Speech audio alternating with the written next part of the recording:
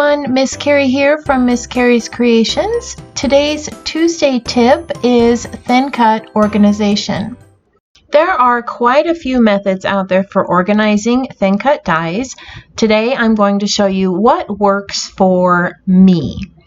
I'm using a 3-ring 6x8 album. This is one of our everyday life albums, and I have a brand new set of thin cuts. I'm going to show you what I do when I get a new set of thin cuts and how I add them to the album. On the spine of my album, I have a label holder so that I know which thin cuts are in this album.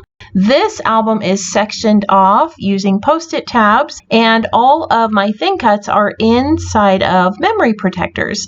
These memory protectors come in 3x4, 4x6, and 6x8 for my larger sets of thin cuts. This particular thin cut is going to go in my banners section.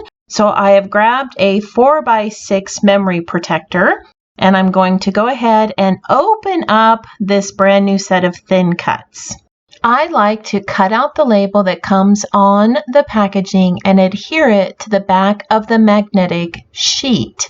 All of the information about the company that I bought this from, the name of the particular thin cut, all of that is right there on the label, and by placing it on the magnetic sheet, I have it for future reference.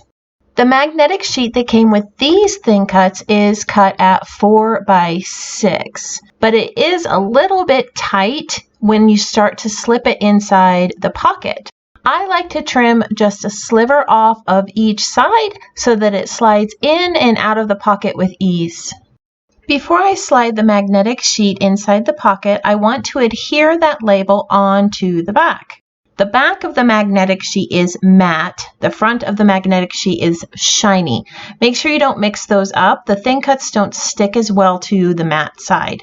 Once the label is adhered on the back, I can place my thin cuts onto the shiny side of the magnetic sheet and slide them right into this memory protector pocket. Because I trimmed those sides just a little bit, it slides in much easier. Now when I go to use these thin cuts, I just have to slide it out of the pocket, use the thin cuts, and then put them back. So now I'm going to place these in my binder under the banner section and place the binder back on my shelf. Like I said, this is how I organize my thin cuts. There are quite a few ways out there to organize your dies, but this is what works best for me, and I hope it gave you a few ideas for organizing your craft space. Thank you for joining me for today's Tuesday tip.